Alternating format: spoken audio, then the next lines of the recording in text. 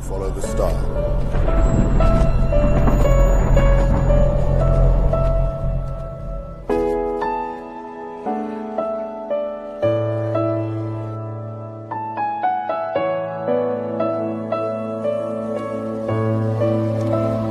His name is Jesus.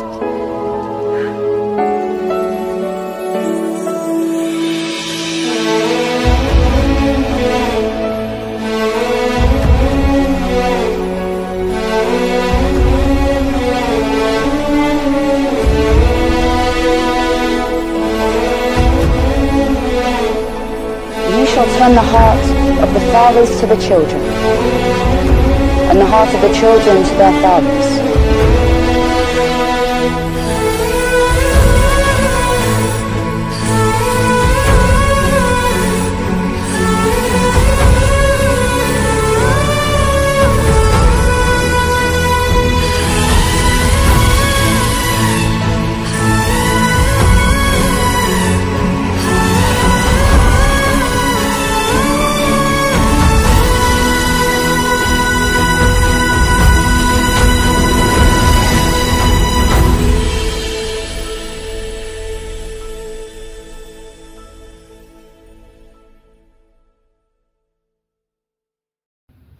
स्वर्गात असलेल्या पित्याला स्तुती करत तुम्हाला सगळ्यांना प्रभू येशू ख्रिस्ताच्या नावामध्ये सलाम. प्रियानो, मागच्या व्हिडिओमध्ये आपण लुसिफर का पडला आणि मानवाच्या आध्यात्मिक योद्धा कुठून सुरुवात झाली याविषयी आपण ऐकलंच आहोत. लुसिफर का पडला तर लुसिफरमध्ये आला इगो, ॲटिट्यूड, पर्सनॅलिटी. माझ्यासारखा कोणच नाही, मी एकटाच आहे, माझ्यामध्ये कितीतरी इन्स्ट्रुमेंट आहेत सिंगिंग गाणारे, कुठल्या देवदूतामध्ये नाही, मी दिसायला सुंदर आहे. या गोष्टीमुळे त्या मनात समजून घेतला माझ्यासारखं कोणच नाही आणि देवापेक्षा उंच सिंहासन करीन.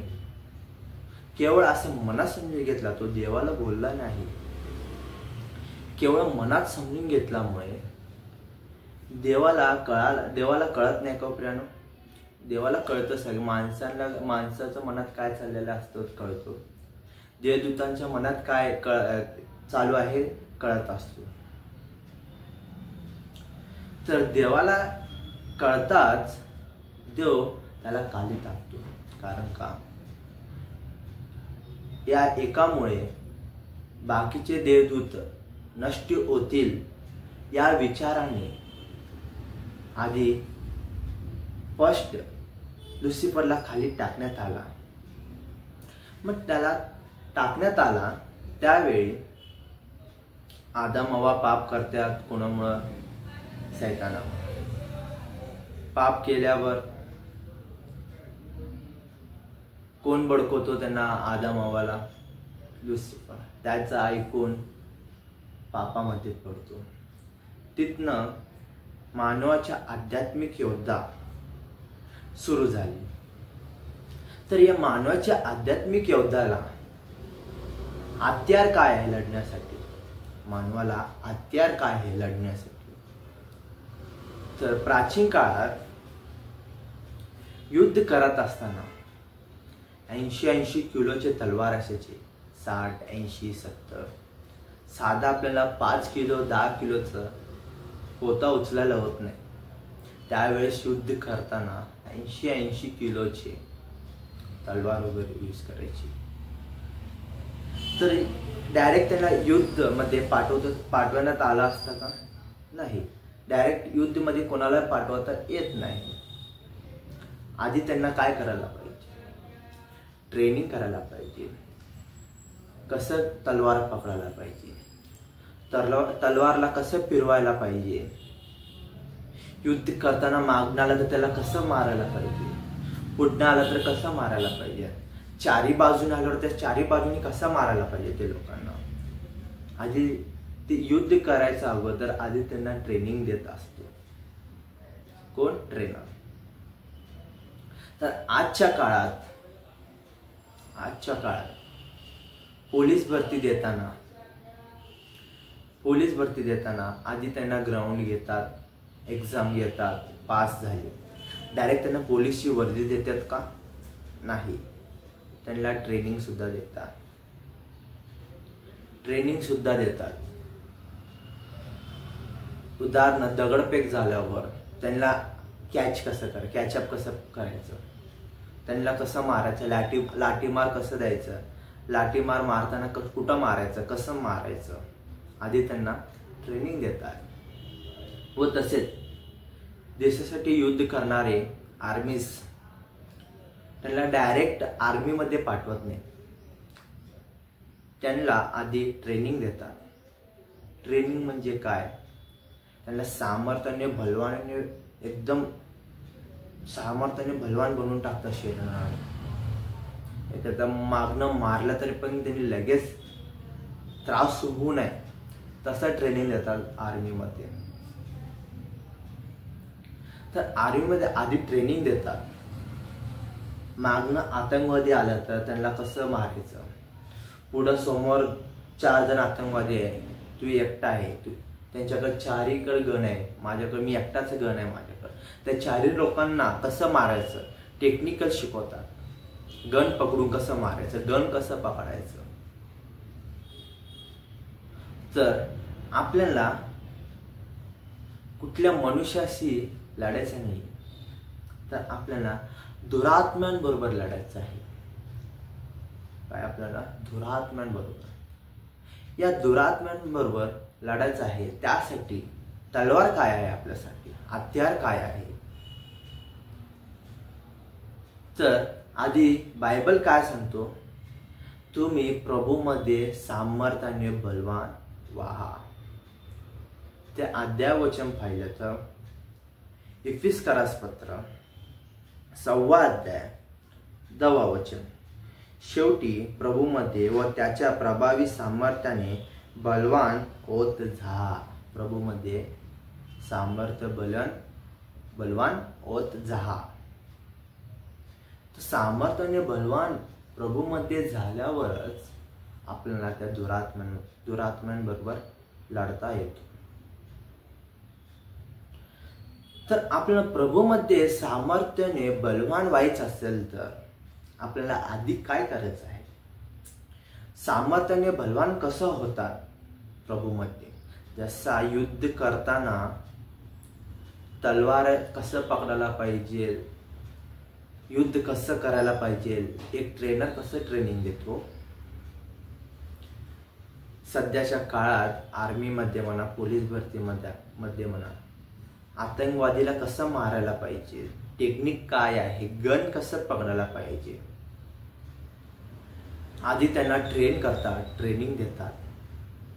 तर आपल्याला बायबल काय सांगतो, तुम्ही आधी पवित्र शास्त्र धारण करा, तेव्हाच तुम्ही प्रभूमध्ये सामर्थ्य व बलवान होत जाईल.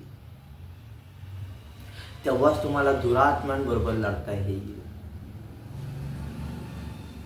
तेच 11 वचन पाहिलं तर सैतानाच्या डावपेचाळापुढे तुम्हाला टिकावा धरता यावा म्हणून देवाची शास्त्र सामग्री धारण करा. देवाची शास्त्र सामग्री धारण करा म्हणत आहे. मग देवाचे शास्त्र आपण धारण करत आहोत का? फर्स्ट पॉइंट, देवाचं शास्त्र धरण आपण ग्रहण करत आहोत का? शास्त्र ग्रहण करत आहोत का? परिशुद्ध शास्त्र आपण ग्रहण करत आहोत का? नाही प्रिय, आपण शास्त्र धारण करतच नाही. भरपूर जण शास्त्र धारण न करता युद्धामध्ये हारत आहे. युद्धामध्ये कसं लढायचं आहे त्याला टेक्निक माहित नाही.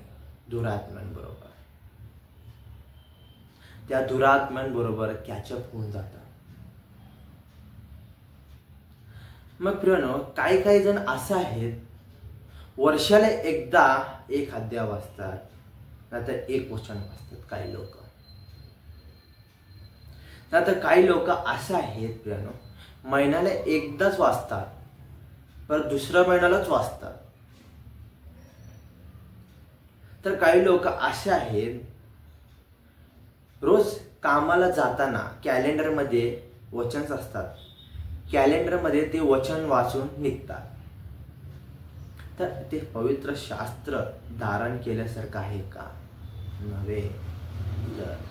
पवित्र शास्त्र धारण कसं करायला पाहिजे याविषयी बायबल काय सांगतो? तर तुम्ही संपूर्ण मनाने धारण करायला पाहिजे. एक अध्याय एक वचन नव्हे, तर दिवसामध्ये 10 15 अध्याय वचन वाचायला पाहिजे. जेव्हा जेव्हा तुला टाइम भेटेल तेव्हा तेव्हा तू पवित्र शास्त्र धारण करायला पाहिजे. तसं नाहीये प्रियानो कोण समाजामध्ये. वर्षाला एकदा, महिन्याला एकदा, दिवसाला एकदा वाचणारेच राहिले. रोज वाचणारे कोणीच नाहीये. रोज 10 अध्याय वाचणारे कोणी नाही, रोज 5 अध्याय वाचणारे कोणी नाही, कमी 3 अध्याय वाचणारे सुद्धा नाहीयेत. केवळ अध्यायामधल्या एकच वचन वाचणारे फार भरपूर जण राहिले. तर पवित्र शास्त्र तुम्ही धारण केल्यावर त्यावेळेस तुम्ही प्रभू मध्ये सामर्थ्याने व बलवान होत जाईल. केवळ त्या शैतानाशी लढण्यासाठी. त्या शैतानाशी लढण्यासाठी आपल्याला कुठल्या माणसांची लढायचं नाहीये, कुठल्या रक्त मांसांची लढायची नाहीये. तर आपल्याला कोणाशी लढायचं आहे? तर बायबलमध्ये तेच 12 वचन वाचलं तर, कारण आपले झगडणे रक्ता मांसाबरोबर नव्हे, तर रक्ता माणसांबरोबर नव्हे, तर कोणाशी लढायचं आहे आपल्याला? तेच पुढं क्लिअर वाचलं तर, नव्हे तर सत्ताबरोबर, अधिकाऱ्यांबरोबर, संध्याच्या काळोखातील जगाच्या अधिपत्यांबरोबर, आकाशातील दुरात्म्यांबरोबर यांच्याशी आपल्याला लढायचं आहे. आकाशांच्या दुरात्म्यांबरोबर लढायचं, आकाशातल्या दुरात्म्यांबरोबर लढायचं आहे आपल्याला. कुठल्या माणसांशी लढायचं नाही, कुठल्या मानवाशी लढायचं नाही आपल्याला. तर आकाशामध्ये असलेल्या दुरात्म्यांबरोबर. तो दिसत नाही आपल्याला, तो दिसत नाही कधी. तो मागणं आपल्याला मजबुरी करतो लढण्यासाठी. तर लढण्यासाठी तलवार काय आहे? तर आपल्याला पवित्र शास्त्र धारण करायला पाहिजे. आपण धारण करत नाही. वर्षाला एकदा वाचतो, महिन्याला एकदा वाचतो, तर आपण दुरात्म्यांबरोबर लढू शकतो का? नाही नाही नाही, लढू शकत नाही. ज्यावेळेस तू रोज संपूर्ण बायबल धारण करतो, पवित्र शास्त्र तू धारण करतो, त्यावेळीच तू त्या दुरात्म्यांबरोबर लढू शकतो. बायबल तेच सांगतो, त्यावेळेस तू दुरात्म्यांबरोबर लढू शकतो. तर बायबलमध्ये असं कोण आहे व्यक्ती की त्याला कष्ट दुःख आले, त्याच्याकडे त्या देशामध्ये असलेले लोकांपेक्षा जास्त धन, अमीर, श्रीमंत, आपल्या भाषेत करोडपती असलेल्या व्यक्तीला कष्ट दुःख आला, पण तो देवामध्ये होता. तो व्यक्ती कोण आहे? तर पाहिलं तर योबाचे पुस्तक याचं पहिला अध्याय, पहिला वचन. कुश देशात एक पुरुष होता. कुश देशात एक पुरुष होता, त्याचे नाव योब असे होते. तो सात्विक व सरळ होता. सात्विक व सरळ होता म्हणजे एकदम सात्विकपणे, कोणाशी कधी खोटं बोलत नव्हता, कोणाला कधी फसवत नव्हता, कोणा विरुद्ध निंदा टाकत नव्हता, निंदकाच्या बैठकात बसत नव्हता. कारण तो का बसत नव्हता, का करत नव्हता? तर पुढे वाचलं तर, तो देवाला भिवून वागे, व पापापासून दूर राही. म्हणजे देवाला भिणारा होता. देवाला भिणारा होता. कोण? योब. देवाला भिणारा, रोज पवित्र शास्त्र धारण करणारा, रोज देवाला भिवून राहणारा, पापापासून दूर राहणारा. कोण? योब. पापामध्ये काही लोक पापामध्ये लगेच पडतात. कसं काय? तर पवित्र शास्त्र धारण करत नाही. ज्यावेळेस पापामध्ये पडत असताना आपल्याला पवित्र शास्त्रामधले वचन आठवण यायला पाहिजे. तर आपण पवित्र शास्त्र धारणच न करता तर तू पापामध्ये पडत नाही म्हणून अशी गॅरंटी काय तुझ्यामध्ये? तू पडतोच. तू त्या युद्धामध्ये हारतो. पण योब हारला नाही. योब हारला नाही. योब हारला नाही. तर देवाला भिवून राहणारा, पापापासून दूर राहणाऱ्या व्यक्तीला एवढं कष्ट दुःख का आले? का आले? तर त्या योबाला चाले, देवाला भिवून राहणारा, पापापासून दूर राहणारा या योबाला चाले. तर आपल्याला येत नाही का कष्ट दुःख? येतो. कष्ट दुःख येतो. पण त्या कष्ट दुःखामध्ये देवाला विसरायला नाही पाहिजे. तर आपण त्या शैतानाशी लढायला पाहिजे. देवाला जिंकून द्यायला पाहिजे आपण. ते योबाला कष्ट दुःख का आले? योबाला कष्ट दुःख का आले? बायबलमध्ये वाचलं तर तेच योबाचे पहिला अध्याय 7 ते 12 वचन वाचलं तर, एक दिवस असा आला की त्या दिवशी देवपुत्र परमेश्वर पुढे येऊन उभे राहिला व त्याच्यामध्ये सैतानही आला. सैतानही आला. ते देवपुत्रामध्ये सैतानही आला. परमेश्वर सैतानास म्हणाला, तू आता कोठून आलास? सैतानाने परमेश्वरास उत्तर दिले, मी पृथ्वीवर इकडे तिकडे हिंडून फिरणारा आलो आहे. इकडे तिकडे हिंडून फिरून आलो आहे म्हणत आहे. तर पुढे वाचलं तर परमेश्वर सैतानास विचारले, माझे सेवक योब याच्याकडे तुझे लक्ष गेले आहेत काय? लक्ष गेला आहेत काय तुझे? माझे सेवक योब याच्याकडे तुझे लक्ष गेलं आहे काय? काय देव असं म्हणत आहे? देव का असं म्हणत आहे?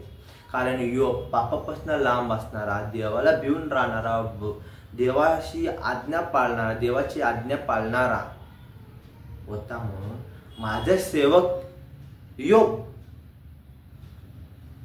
याला पाहिला का तू? सैतानाला विचारत आहे. तेव्हा सैतान काय उत्तर देतो?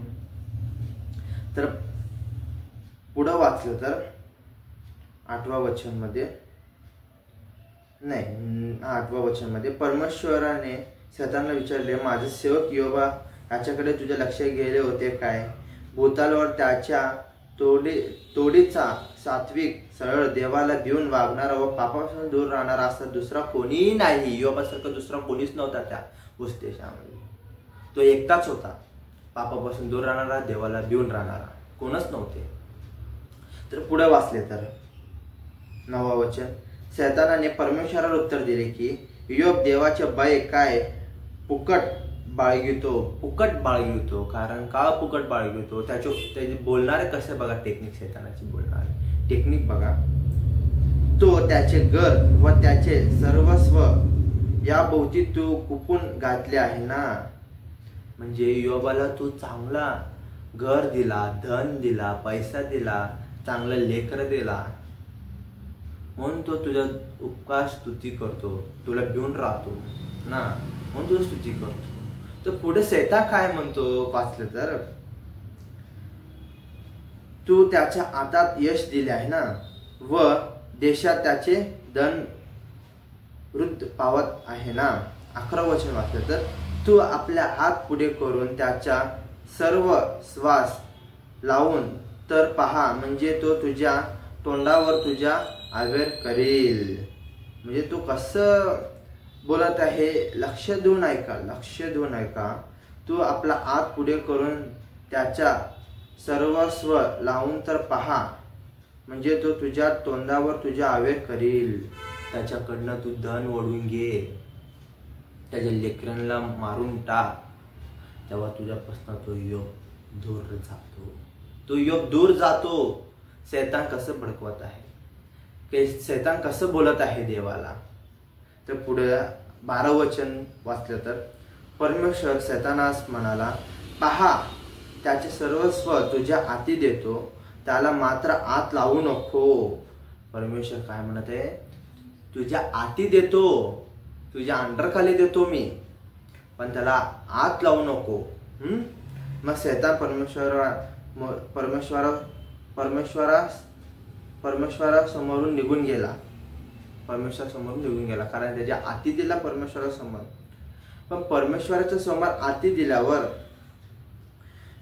तर योग कचला का, देवाला निंदा केला का नाही. त्याचे लेकरं मेले, त्याचे धन गेलं. त्याचे धन काय आहे, किती धन आहे त्याच्याकडे, आपण त्यावेळेस पाहिलं तर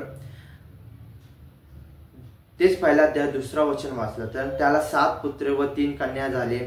7,000 मेंढरे, 3,000 उंट, बैलांचे 500 जोड्या व 500 गाढवी, एवढे त्याचे धन होते. कोणाकडेच नव्हते तेवढं धन, त्याच्याकडे एवढं धन होते. ते सगळे धन एक दिवस देवाने घेतो. पण योग कचला का प्रियानो? कचला नाही प्रियानो. योग कचला नाही. देवासमोर टिकून राहिला, देवासाठी टिकून राहिला. तर देवासाठी टिकून राहिल्यावर योबाला रोग सुद्धा येतो. देवाने योबाला रोग सुद्धा देतो. अंग खाजवत असतो पूर्ण. ते रोग एवढा भयंकर रोग आहे, पूर्ण त्रास, शरीराला पूर्ण त्रास देतो ना. तेवढा त्रास त्यांनी सहन केला, पण देवाला कधी निंदा केला नव्हता. देवाला कधीही नाराज केला नाही. तू मला असं का केला, मी काय पाप केले असं म्हटलं, पण देवाला कधी दोष केला नाही. इतरांसमोर देवाची निंदा केला नाही. केवळ तो काय म्हटलं माहिती का? देवाने दिले, देवाने घेतले. देवानेच मला धन दिले, देवानेच मला घेतले. देवाने दिलेले धन सगळे काही घेतले. मन किती भारी आहे योबाची. योबासारखं मन आपलं आहे का? नाही प्रियानो, योबासारखं मन आपलं नाहीयेच. तर शेवटी त्याची बायको सुद्धा योबाला काय म्हणते, तर 2रा अध्याय 9 वचन वाचलं तर तेव्हा त्याची स्त्री त्याला म्हणाली, तुम्ही अजून सत्व धरून राहिला आहे काय? देवाचे नाव सोडून द्या आणि मरून जा म्हणत आहे. तू देव काय म्हणत आहे अजून? तू देव म्हणतो. तुझे लेकरं मेले, तुझे धन गेले, सगळं गेले, अजून देव काय म्हणत आहे? तुला देव म्हणजे तेवढं प्रेम आहे का? सोडून टाक, देवाला विसरून जा असं म्हणत आहे. कोण? योबाची बायको. तेव्हा योबाचे उत्तर काय आहे माहिती का? तेव्हा 10वा वचन वाचलं तर ते 2रा ते 10वा वचन वाचलं तर तो तिला म्हणाला, तू अधर्महीन स्त्रियाप्रमाणे बोलतेस. देवापासून सुख घ्यावे आणि दुःख घेऊ नये काय? देवापासून सुख आपल्याला दिल्यावर आपण घेतो, चांगलं सुख घेतो, आनंदीने राहतो. तर देवाचे दुःख घेऊ नये का? देवाविरुद्ध कोण आहे? शैतान. त्याच्या विरुद्ध आपल्याला लढायचं नाहीये का? लढायचं आहे आपल्याला. देव सुख देतो, देव दुःख देऊ शकत नाही का? देव दुःख दिला तर आपल्याला नको वाटते का? देव दुःख सुद्धा देतो. केव्हा देतो? देव पाहतो, आपला अंतःकरण पाहतो.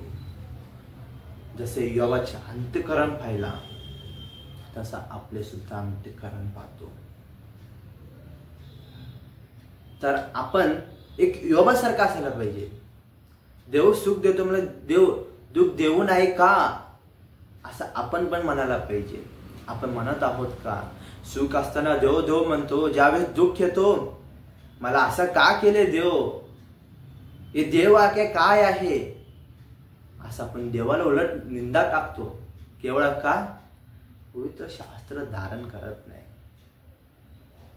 पवित्र शास्त्र धारण केल्यावर आपल्याला कळतो कष्ट दुःख असताना देवाला निंदा करायला पाहिजे. देवाचंच वचन आहे आपल्याला काय म्हणून, त्या दुरात्म्यांबरोबर लढण्यासाठी. हेच देवाचे वचन आपलं हत्यार आहे. तर योग कचला नाही, देवाला टिकून राहिला. त्यावेळेस देवाला टिकून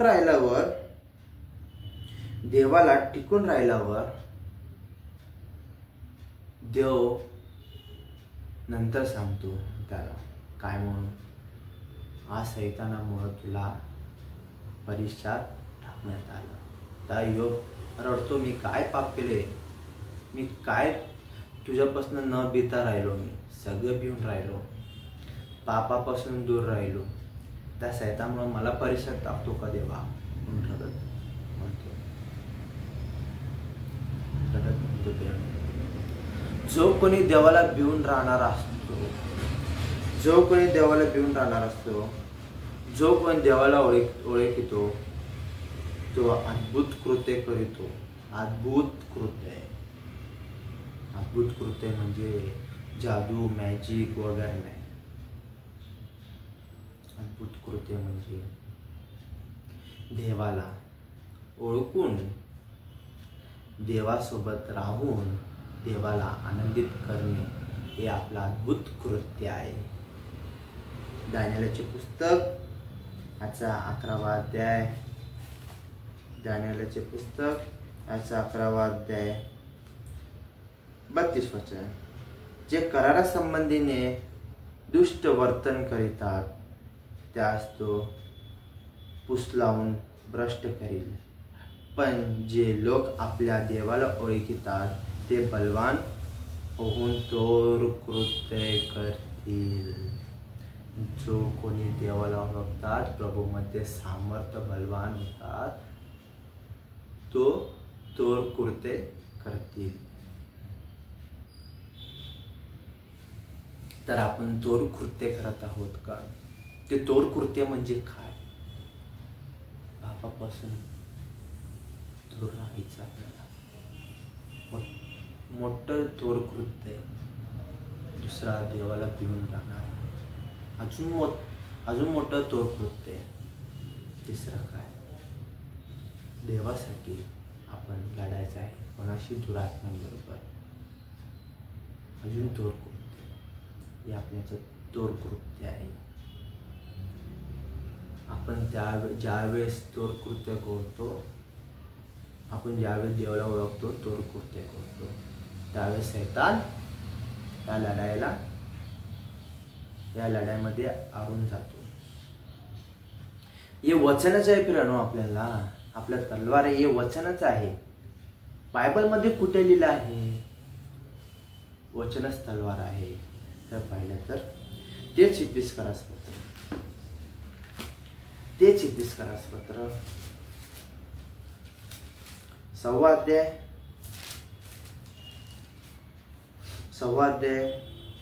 17 वचन. तारण्याचे शास्त्रन व आत्म्याची तलवार म्हणजे देवाचे वचन ही घ्या. देवाचं वचन आहे. आत्म्याची तलवार म्हणजे देवाची वचन. मानवाच्या आध्यात्मिक मध्ये तलवार म्हणजे देवाची वचन. ज्यावेळी कष्ट दुःख येतो आपल्याला, या वचनाद्वारे आपल्याला त्या शैतानाची लढायची आहे. तेव्हा 18 वचन मध्ये सांगतं, सर्व प्रकारचे प्रार्थना व विनवाणी करा, सर्व प्रसंगी आत्म्याचे प्रेरणाने प्रार्थना करा आणि या कामी पूर्ण तत्पराने व सर्व पवित्र जनांसाठी विनवाणी करीत जागृत राहा. तुला कष्ट आलंय का? तुला दुःख आलं का, देवाचे वचन आठवण कर. त्या देवाच्या वचनाने ते दुरात्म्यांबरोबर लढ. देवाला प्रार्थना कर, देवाला विनवाणी कर. देव बाप्पा, मी या शैतानाशी विरुद्ध मी लढत आहे, मला आशीर्वादित दे. प्रार्थना कर, विनवाणी कर. तू तुझं कष्ट दुःख सांग देवाला. दोष देऊ नको देवाला.